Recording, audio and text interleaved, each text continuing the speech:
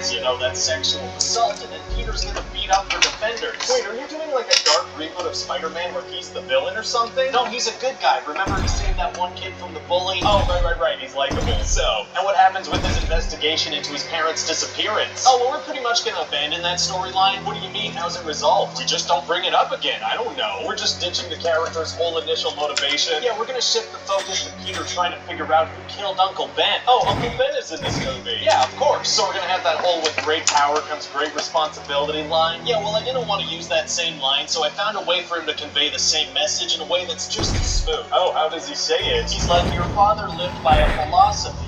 Principle, really. He believed that if you could do good things for other people, you had a moral obligation to do those things. That's what's at stake here. Not choice, responsibility. That is true. With great power comes great responsibility. It's not more catchy, it just rolls off the tongue. Agreed. Later, a guy robs a store, and as he's running away, he drops his gun in front of Uncle Ben. Oh, so Uncle Ben gets out of the way? No, he tries to grab the gun. Was the guy gonna shoot someone nearby or something? No, he was just running away. So why would Uncle Ben do something dangerous like that? Because he needs to die. Well, okay then. So then Peter's gonna rampage around the city trying to find his killer. No, does he end up finding him? I don't know. That's another storyline that we're gonna abandon. Oh, we are? Yeah, I really enjoy starting story threads, but I find it's tough to end them, so sometimes I just don't do it. Fair enough. Writing's hard. I also have this antagonist, Rashid, who's just gonna disappear from the movie completely at a certain point, never to be heard of again. Wow. So what else should I know about the movie? Well, you know how Spider-Man's secret identity is super important? Yeah, of course. Yeah, well, not to this version of Spider-Man. Oh, where is he? Most of his time is Spider-Man without his mask on. He also does a bunch of superhuman stuff at school. He straight up tells Gwen Stacy that he's Spider-Man. He also uses a camera as Spider-Man and says property of Peter Parker right on the back. Well, does anyone not know that he's Spider-Man? Probably not, to be honest. Huh, yeah, he's the worst. So tell me more about the bad guy. Oh, well, his name is Dr. Connors, and he's missing an arm, so he wants to find a way to get him back. Okay, but then he ends up turning himself into a giant evil lizard. Oh, sounds pretty scary. So what's his evil plan? He wants to turn the whole city into lizards. What? Why? Because he really likes lizards. He thinks everyone should be lizards. Well, okay, so everybody would permanently be lizard people? Well, I guess it would be permanent because he has to keep injecting himself and turning into one. So he plans to turn everyone into lizards for a little bit. Yeah, pretty evil, right? I guess that's not very nice. Yeah, it's super sneaky, violent, and inconvenient. Yeah, sounds like it. And he's even going to turn his group of cops into lizards. Oh, wow, what kind of stuff are they going to do while they're lizards? I don't know, we're going to show them turning into lizards and then only come back and then when they come back into humans. Keeping it mysterious, that's kind of cool. Yeah, and then the lizard is going to kill Gwen Stacy's father. Oh no, and his dire wish to Peter is that he stay away from his daughter to keep her safe. Wow. So Peter's like, I'm sorry, Gwen, I can't be with you anymore. Well, I mean, obviously, he's going to respect the wish of a dying man. Of course. For about 5 minutes, and he's like, screw that guy. Oh, immediately betraying someone's dying wish. I did, sir, it is. It did. Hey, man, as long as we keep the rights to Spider-Man out of Disney's hands, I'm happy and great.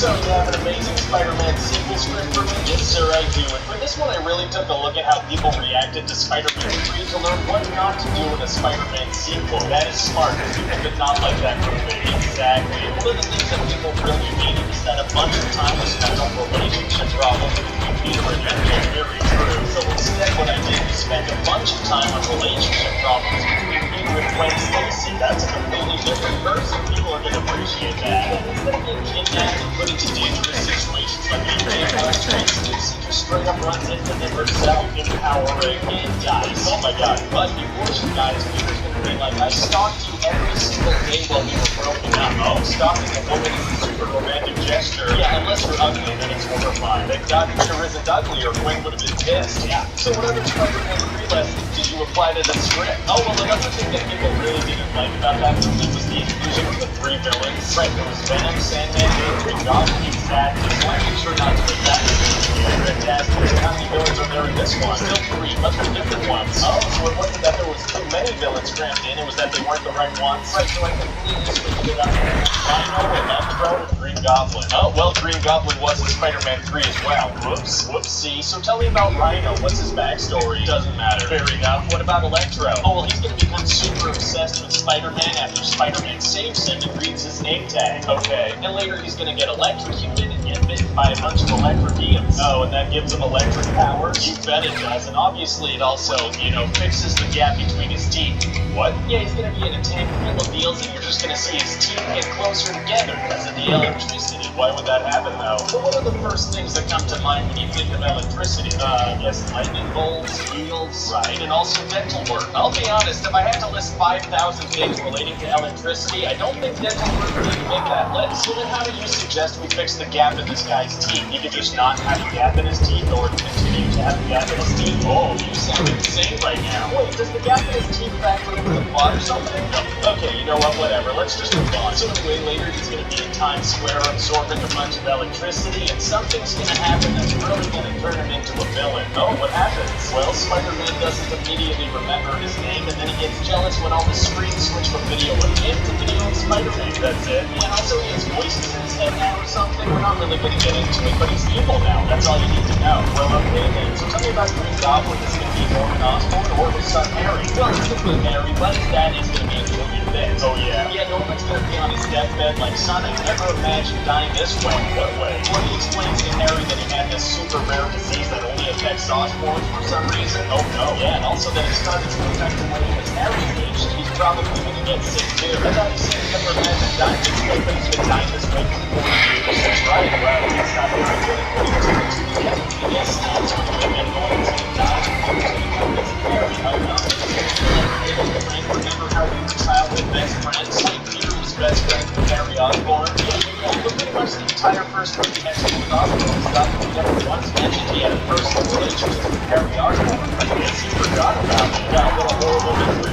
Harry decided that he needs Spider-Man's blood to cure himself, so just like Peter, he took his picture. There must no Spider-Man. Taking somebody's picture doesn't automatically mean you know that. Well, listen, I need to move the plot forward, but not everything's gonna make sense. Feels like we should have stuff make sense. Feels like you should have stuff make sense. That doesn't make any sense. Exactly. So good. I don't know anymore. Okay, so Peter's gonna be like, let's just give it some time. Harry's gonna be like, I don't have time. We're gonna have like 40 years before he dies. Well, I want there to be a sense of urgency here, so we're gonna pretend like it's urgent.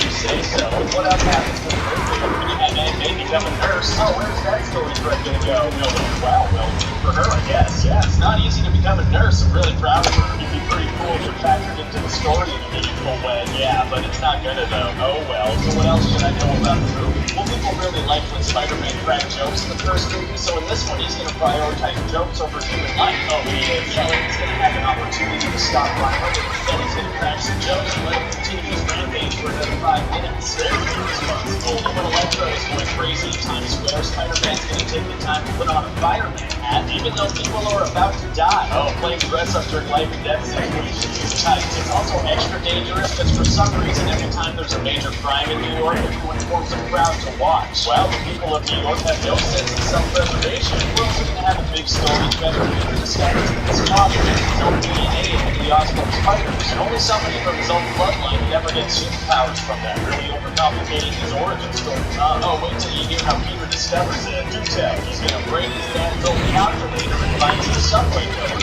And he's going to go to an abandoned subway station and put them in a coin thingy, and then a secret train's going to come out of the ground. And in that train, there's going to be a message from his dad. Wow, that is a super complicated way of relaying information. Right, and then just left him a note. So how does the movie end? Well, Green Goblin's going to team up with Electro because they both need Spider-Man. Okay. And Electro has these shorts on that came out of nowhere. He just suddenly has shorts on? How's that possible? Do you want to see a lightning penis? Oh, I don't. Yeah, me neither. So he has some shorts on. Yeah, okay, good call. So then we're going to have a big final fight against Spider-Man. Is it going to be hard for Peter to take on Green Goblin and Electro? No, it's going to be super easy, barely an inconvenience.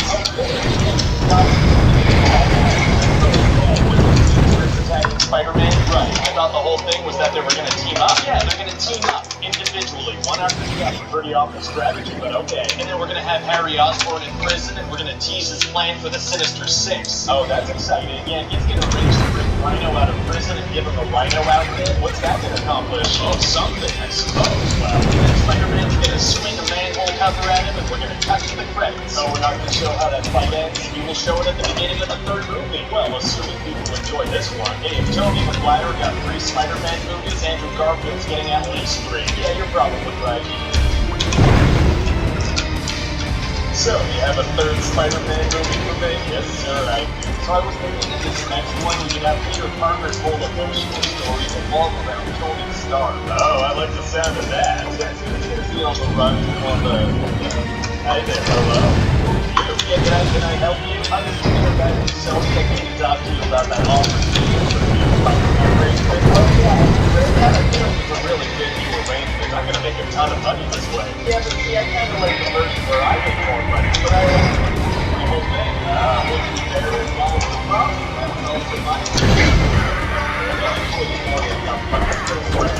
Yeah, that's the need to market as long as I get most of the money going around. See, there's the problem. I would like most of that money. You are relentless. Oh, I feel like I'm watching my parents fight or something. Oh, your parents are tight, sweat. So listen, Sony guy, I guess we can compromise and you just give me everything I asked for. That is one way. Compromise.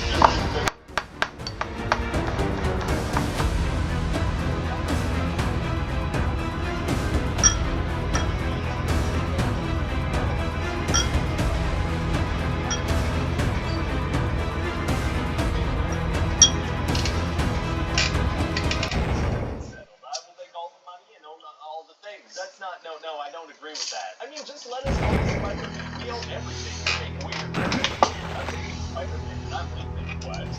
You're finally in the MCU anymore. We're gonna still use it. We just lose my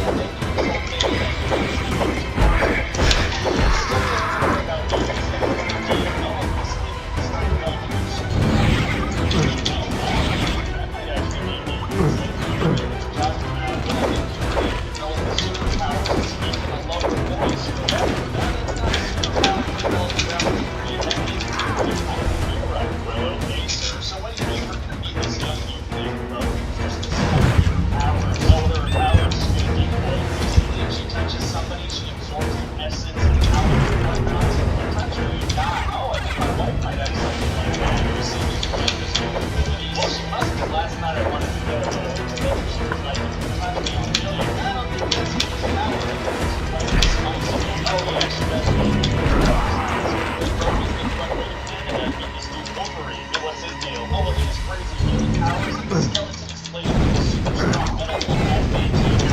Cool. Yeah, he's gonna be in a cage match. Every time he throws a punch, you're gonna hear like a metal noise. We're gonna do that every single time he has a fight. We're never gonna do it again ever. Oh, it's quickly abandoning things too tight. So the rogue is gonna sneak onto the back of his trailer, and then they're gonna get out with Magneto's evil engine saber tooth. How did you find them? I don't know. Fair enough. But then these knights, Storm and Cyclops are gonna jump in and save the day. Well, how did those guys find everybody? Well, I just wrote into that one. See, there's a telepath with X-Rex.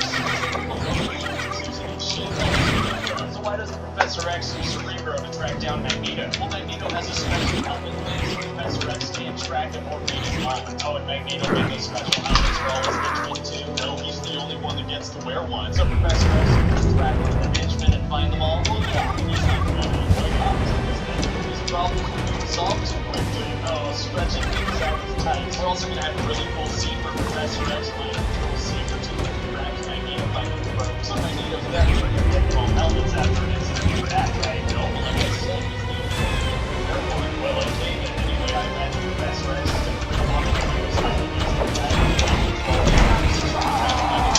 Golden opportunity to grab Magneto.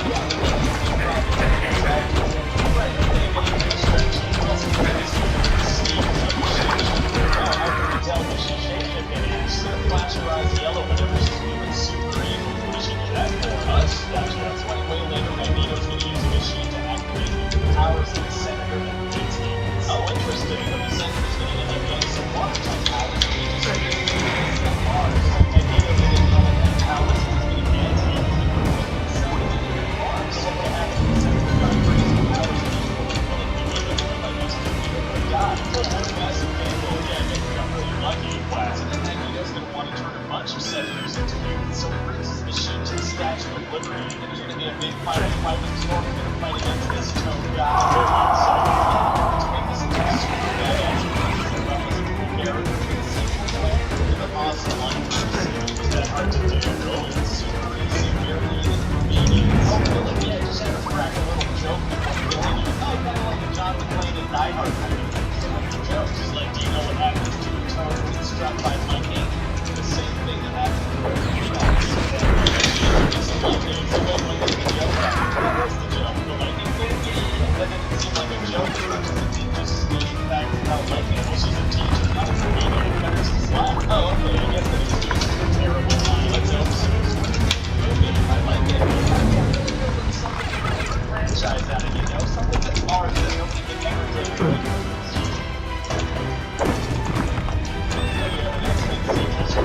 Yes, sir, I do. Because of the way we did the first one, we have a couple of things we need to get out of the way. But like over 50 novel motorcycles going into his past. Right, so it's easy to be like, well, didn't find anything. Let's go back to the mansion. Oh, didn't put much effort into that at all. Another thing is that Senator Kelly, like, she's still Senator Kelly. How long has it been? For a while, yes.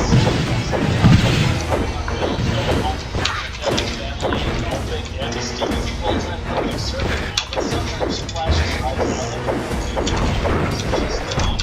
Flashing her eyes yellow when everything's we're also going to have Storm back in this movie now. Oh, what happened to her accent? Because she's spending months in the speech therapy. Priority. We also have Harry loving for Oscar to take out her character's accent. Plus having a top compliment in the first movie. Anyways, for this movie, we're going to have this bad guy Striker attack the X-Mansion with a bunch of dudes. That's not good. And Wolverine's the adult there, and he ends up escaping with Rogue and Bobby and this guy Pyro. Okay. So then they go hide out with Bobby's family in Boston. And what happens there? Well, Bobby is going to come out as a mutant to his parents, and they're not going to be understanding at all. They're going to be like, have you tried not being a mutant? So I didn't realize this was a cheap wedding. Well, what do you mean? That metaphor is thickly veiled. Oh, solid burn on my writing abilities, sir. That one hurt my feelings. Fantastic. Anyway, so then the cops show up because Bobby's little brother is a dirty rat, and they think Wolverine took their knives. So they tase him. No, they immediately shoot him in the goddamn face. Holy God, Boston PD doesn't mess around. Yeah, but he's fine. Oh, thank goodness. So then the X-Men take off in the X-Jet, and they get chased by some fighter jets. Uh-oh. Yeah, so Storm makes a whole bunch of tornadoes. Wouldn't that be incredibly destructive and dangerous with people that yeah, I guess she killed a bunch of people or at least destroyed their homes. Whoops. Whoops, hey, so then what happens? All the fighter pilots have to jump into the one of them manages to fire off two missiles. Oh, so what does Storm do? Well, at that point, she decides to stop helping. What did she do? Did you blame it for something? Probably. She's not very sure. I know. She takes over and she messes it up and makes it. That's it. Wow, Storm did the horrible thing about helping. She sure did. So maybe she needs to spiraling downwards. Wow, it's going to be tough enough to get out of that situation. Which means it's going to be super easy. You're leading the meetings. Oh, really? Yeah, just before the jet's about to crash, Magneto stops it with his powers. He's going to stop it from where? Well, he's like standing in the forest and into the plane going down, so he just kind of catches it. Nobody knows exactly what happened to jet. Basically,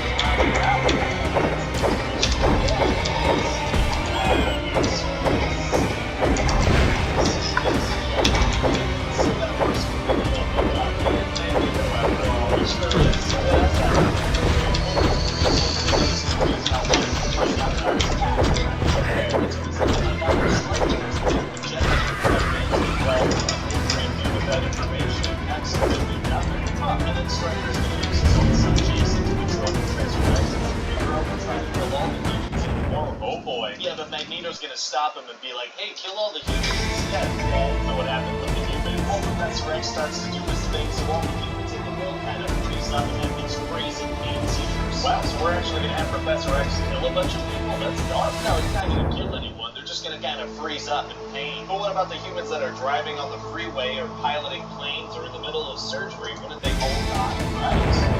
Right. So how do you explain that one? I'm just gonna go with magnets again, if that's fair enough. Magnets are tight. Anyways, and then the dam is gonna break because Cyclops is the freaking worst, and only X-Men are gonna have to escape from the water. Exciting. But then the plane is starting, so Jean has to sacrifice herself. Wait, what? Yeah, she gets out of the plane and she goes into the mine because there's some water on the way. Isn't there a mutant on the plane that there's two actually? There's a big secret where she freezes stuff, and they didn't even try to freeze some of the water, maybe we're barrier or something. We do not. Yeah, Jean dies, but also she doesn't because sequels. Well, so what do you think? It sounds great, man. Just make sure you don't go too deep into Wolverine's origin, though. Why not? Well, that's amazing material for a spin-off. You want to make an entire movie about Wolverine's origin? Oh, yeah, for sure. I think that's the best way to do this character justice. So, pretty script for me. Yes, sir, I do. At the beginning of this one, Cyclops is going to be really sad because Jean Grey died in the last movie. That's right, she did. Yes, he's going to go revisit the things that had happened, and she's going to pop out of the water like, what's up, I'm back. So she was standing under the bottom of a lake this whole time, just waiting for somebody to show up. And yes, underwater patience is tight. It sure is. So they're going to be tight. Sure will. Yes. Wow, it's going to be crazy to see how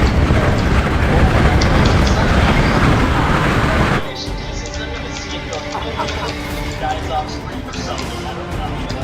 That's Cyclops to show that I'm a big fan. This is a serious movie, so I think they're really not the main character, right? So it's a good way to do that. To get the building, you want to see the repercussions of the character. Oh, there won't be any repercussions. It's just the character. Oh, really? Like the Dark Phoenix Spider-Person now. Oh, we're doing the Dark Phoenix storyline. That's right, but we're going to do it a little differently. Yeah, instead of the Phoenix Force and whatever, this is just going to kind of be the full potential that Professor X suppressed or something. That sounds like it's going to be so much worse. Yeah, you really dive into the whole Cosmic Anti-Phoenix Force because there's like a whole other storyline going on. Oh, there is? Well, there's going to be this whole thing with this lab got their hands on this kid that makes people lose their powers, and they use it to develop a mutant cure. So we're going to do the hugely important Dark Phoenix storyline, but as kind of a background thing. Right, so a lot of the time, Jean's just going to stand around in the background looking really upset. But at a certain point, she's going to make Professor X explode. Professor X is going to explode. Yeah, I'm a big boy. This is a serious movie. I thought that Cyclops was to show that you're a big boy.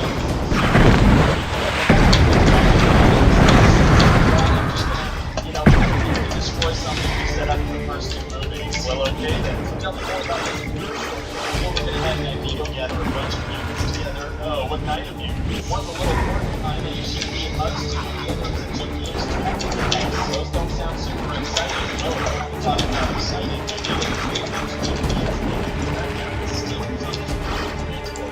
Oh, that does sound exciting. And she's going to get shot with a pure needle and use her powers. Just regard to that.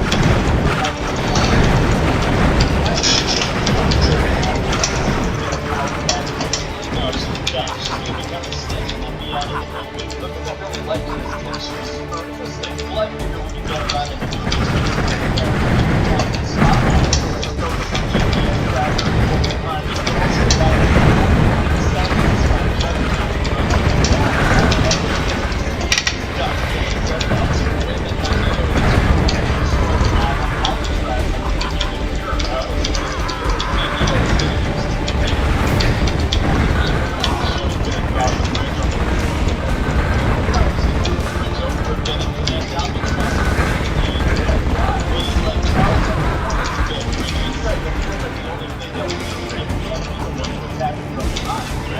exactly what happens.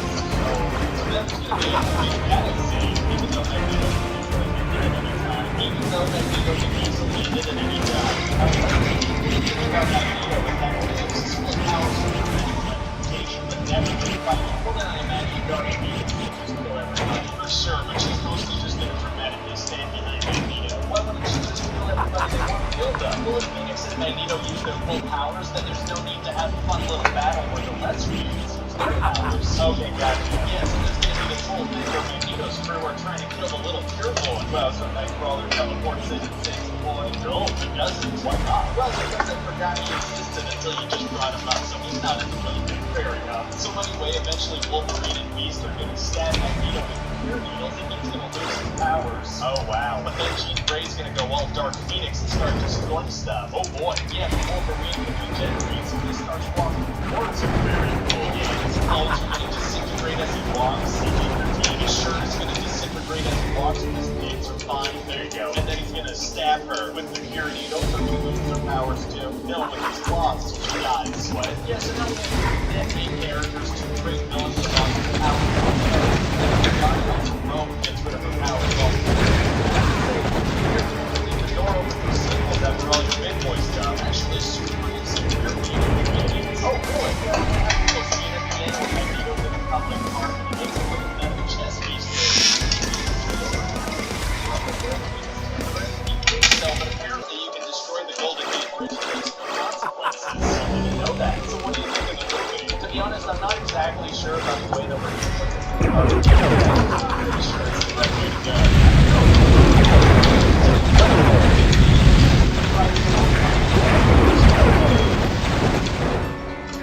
You have an excellent origin story for me. Yes, sir, I do. I was thinking we could just call this one Wolverine. Actually, I'd like to call it X-Men Origin Wolverine. That way people know that we have a bunch of these in the works. You don't think we should wait and see how this one does first? That's probably fine. We're going to make a ton of movies in the X-Men Origin series. Well, okay then. So what happens in this one? Well, let's just start off with Wolverine with his little baby form. What do we establish there? Basically that he has Wolverine who also has powers. You really have to show us to do that. That's origin movie, so you have to have this baby. Oh, okay. Honestly, we're going to have him and Victor fighting for the next one. That actually sounds like an awesome piece for a Wolverine origin movie. Yeah, Wolverine fighting alongside Phoenix and Wolverine. It's going to be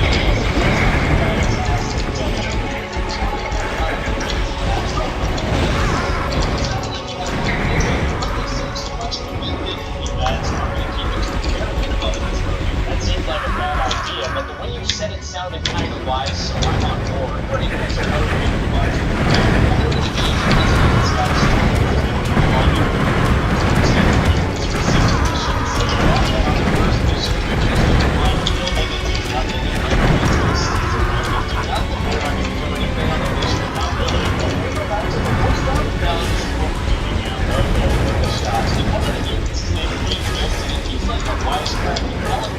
Alright, I guess. Then the mutants are going to start killing people and Wolverine's going to be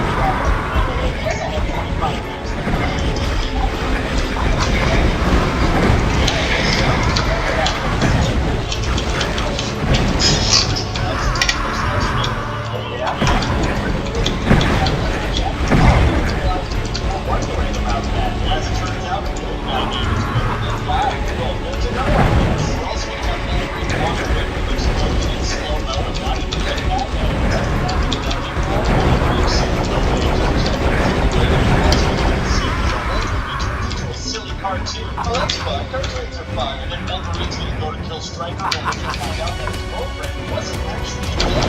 Well, this is really yes. There are supposed to find out that she can manipulate people just by touching them and make them do whatever she wants. Oh, wow. Stryker made her get into a relationship with Wolverine to make him do whatever he wants. Why didn't she just touch Wolverine and make him do what Stryker wanted? Why did she have to get in a relationship? I don't know, but also Stryker was supposed to be because he's keeping her sister captive, so why didn't she touch her and let her go? Just look at that, I guess.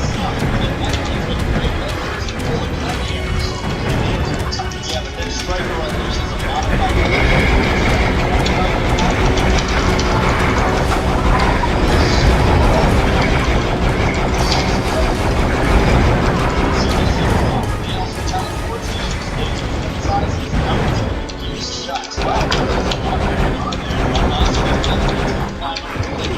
why would you do that?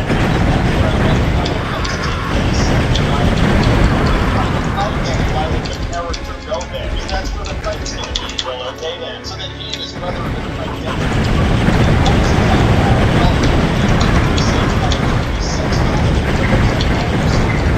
So yeah, that's about it. So in the previous X-Men movies, we have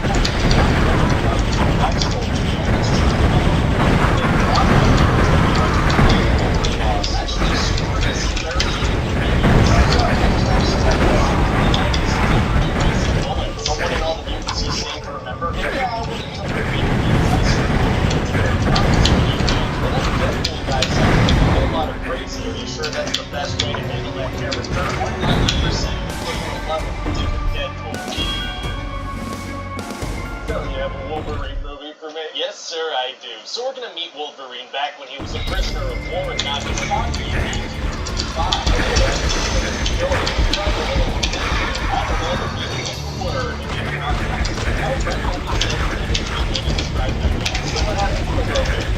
This guy Yoshida who dropped the bomb. Well, Wolverine was messed up after that. Oh, it's super tomato. Anyway, then he's gonna wake up and guys with Jean Grey. Oh, so they're together now? Yeah, she is. But Wolverine wakes up again. Oh, agree within a dream. You've got it. That's the reason, but he's not. My concept of reality has been shattered and I don't know how to feel anymore. Great. So Jean is gonna be like this sexy ghost-like character that's haunting Wolverine for the whole movie. Oh, attractive ghosts are tight. Yeah, so Theo shows up and wants to talk to her. And what's her deal?